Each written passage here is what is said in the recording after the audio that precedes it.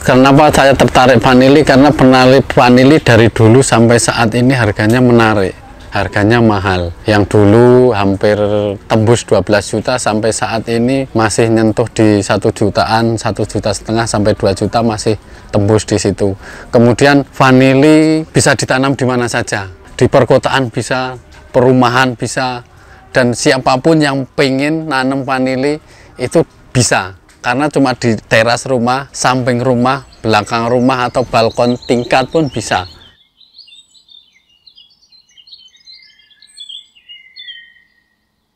Assalamualaikum warahmatullahi wabarakatuh.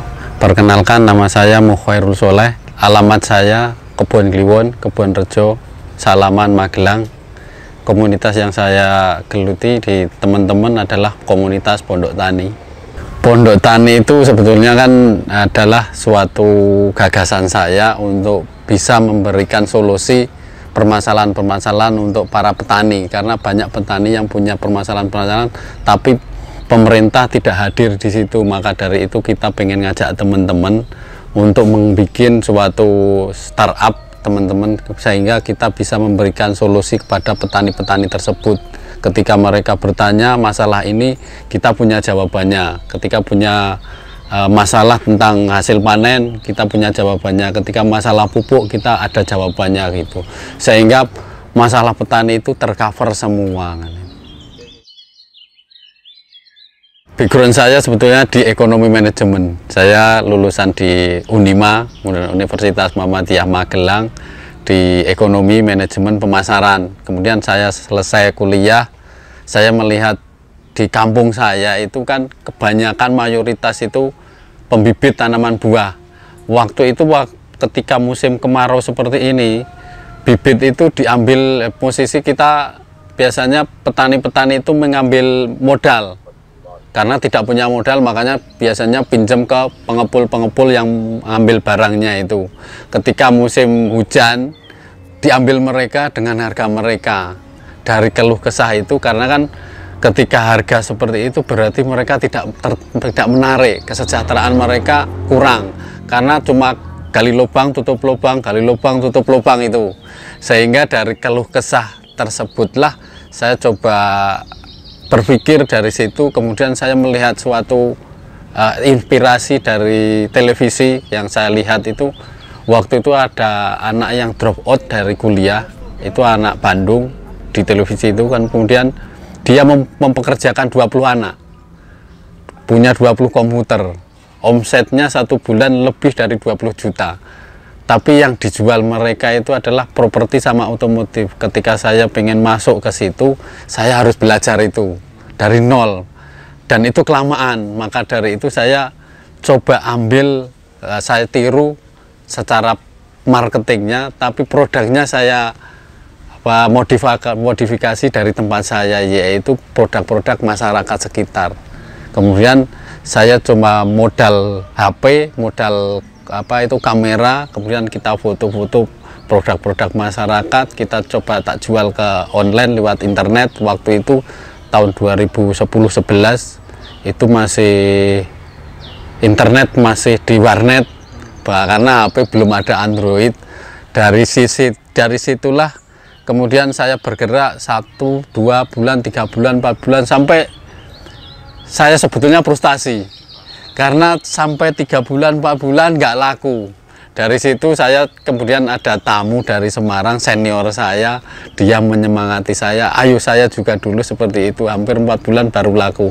Alhamdulillah di November 2011 saya laku 10 tanaman untuk dibeli orang Medan. Itu pun saya dipandu cara packagingnya, dipandu cara pengirimannya, cara paketnya lewat mana, paketnya alamatnya mana, itu saya dipandu. Dia lulusan UGM gitu. Dari situlah pelan-pelan saya kemudian 1 minggu bisa ada pesanan 3 kali, 4 kali, sampai 5 kali, 10 kali, sehingga saya tidak perlu packaging, saya lempar ke teman yang biasanya bikin kursi atau lemari, itu tak suruh packaging tanaman saya. Kemudian lambat laun paket itu datang ke rumah saya, sehingga saya tidak terlalu repot harus ngirim kemana, dan biaya ongkos paketnya pun bisa di tempo, kita kirim sudah nyampe baru kita bayar. Itu kemudahan-kemudahan yang kita dapatkan. Waktu itu ketika saya waktu mau jualan online, saya coba ajak teman-teman di kampung saya, itu susah juga Pak, sehingga saya coba berjuang sendiri. Kemudian setelah 2 tahun 3 tahun saya ada bukti, ada 1-2 orang, 3 orang ikut, kemudian bisa beli motor, bisa bikin rumah, bisa beli mobil. Dari situlah Salaman ini berbondong-bondong jadi penjual online, banyak yang jualan online. Hampir mungkin 1000-an lebih anak muda yang jualan online di sini, di tanaman tersebut. Lambat laun saya diajak dari dinas BP, PPM di mana itu, di Jogja, itu datang ke rumah untuk mendampingi pelatihan di Temanggung selama 5 hari. Kemudian saya menjadi praktisi di sana.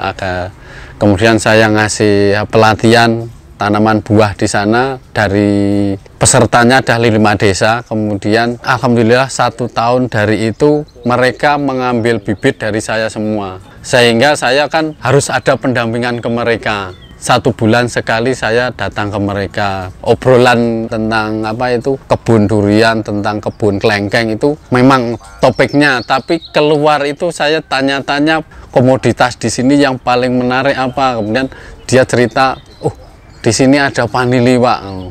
Kemudian cerita vanili itu, mereka cerita vanili itu dia kedatangan tamu dari Jepang, kedatangan tamu dari luar negeri itu hampir 1 bulan sekali. Dan itu akan, menurut saya menarik sekali kan itu.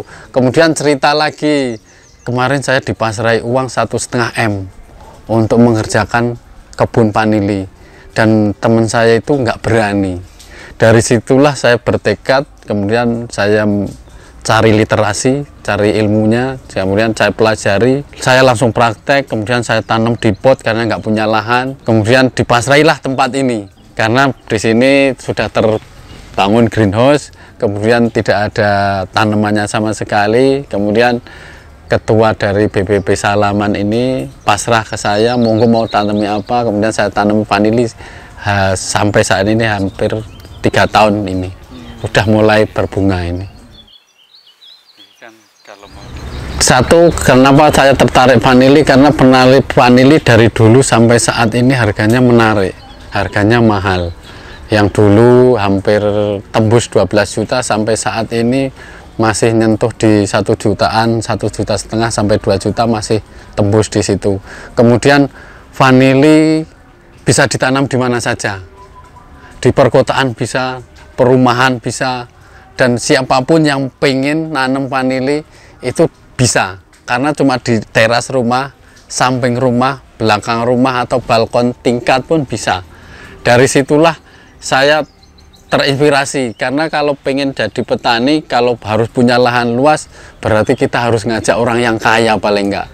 Tapi ketika saya melihat vanili itu, berarti kalau kita pengen berkebun, tidak harus punya lahan luas, vanili menjadi solusinya. Itulah yang menjadi tekad saya, kenapa vanili menjadi dominan favorit buat saya itu. Karena siapapun bisa nanam vanili. Karena vanili menjadi tanaman investasi. Kenapa saya sebut tanaman investasi? Ketika mereka panen harga murah, bisa disimpan, Pak. Bisa disimpan 1 tahun, 2 tahun, 5 tahun, sampai 10 tahun. Ketika kita butuh duit, baru harga mahal, baru kita jual. Sehingga kan tidak harus terburu-buru seperti kita tanam durian. Kalau nggak dimakan, pembusuk. Kalau seperti lombok mungkin nggak kekirim, nggak laku. Kalau seperti tomat nggak diterima di pasar, dibagi-bagikan. Tidak seperti itu. Vanili dikeringkan, bisa disimpan sampai lama itu. Dulu di zamannya Presiden Megawati itu bisa tembus di angka 12,5 juta per kilo kering. Kenapa bisa tembus di situ? Itu adalah fenomena alam. Karena yang ekspor vanili itu kan nomor 1 adalah Madagaskar.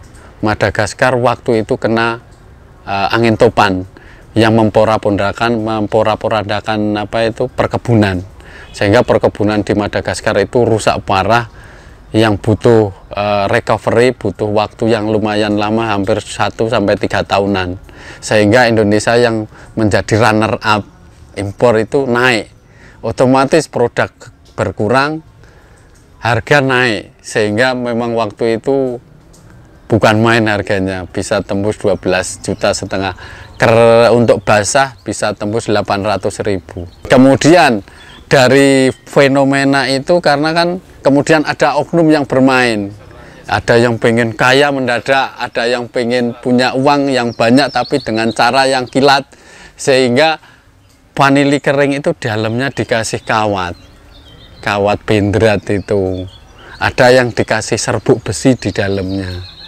untuk memperberat vanili itu, sehingga Indonesia diblokir, diembargo, kemudian tidak boleh ekspor, sehingga harga vanili waktu itu ketika diembargo itu kering cuma nyantai 100.000 per kilo, kalau basah cuma 10.000 seharga buncis saja, sehingga banyak pekebun vanili yang dibabat, yang gulung tikar diganti tanaman lain. Dan kemudian saat ini baru mau menanjak, mau ada kepercayaan untuk pasar luar negeri pelan-pelan, kemudian terkena pandemi lagi, ekspor ditutup lagi, drop lagi, ya memang pasar naik turun seperti itulah. Kalau vanili itu kan yang diambil, nomor 1 adalah buahnya itu nanti kita panen, kemudian kita cuci, kemudian kita fermentasi, kemudian kita jemur, setelah kering baru kita jual biasanya.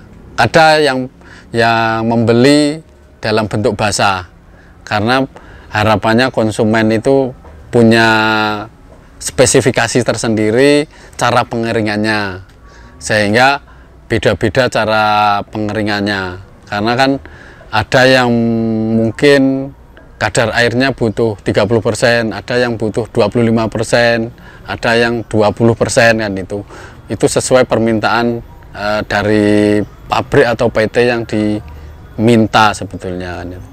Kemudian vanili itu kan setelah itu biasanya menjadi bin, itu biasanya langsung dipakai untuk parfum atau diekstrak menjadi parfum pewangi, bisa untuk pengharum makanan. Kalau yang kadar airnya jelek sampai 10% itu dilebur menjadi serbuk, itu yang laku dijual di pasaran umum, itu yang vanili serbuk seperti putih-putih itulah, itu yang terjelek, itu BS-an, itu yang kering ya bisa diapa-apain, itu yang dijual di pasaran itu.